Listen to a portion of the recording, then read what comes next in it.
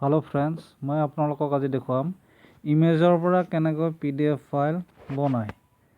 তাৰ কাৰণে আপোনালোকে প্লে ষ্ট'ৰ যাব লাগিব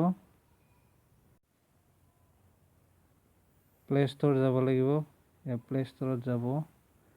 গৈ পেলাই ইয়াতে পিডিএফ কনভাৰ্টাৰ বুলি মাৰি দিব পিডিএফ কনভাৰ্টাৰ এইটো চাওক PDF image to PDF converter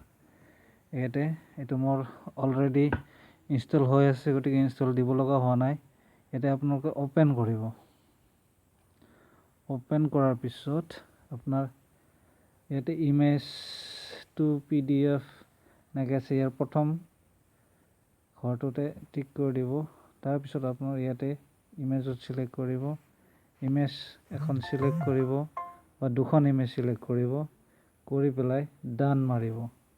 তাৰ পিছত ইয়াতে আছে তলত কনভাৰ্ট টু পিডিএফ তাত ক্লিক কৰি দিব এতিয়া আপোনাৰ পিডিএফ ফাইলটো ক্ৰিয়েট হৈ গ'ল পিডিএফ ফাইল ক্ৰিয়েট হৈ গ'ল thanks for watching stay tune with me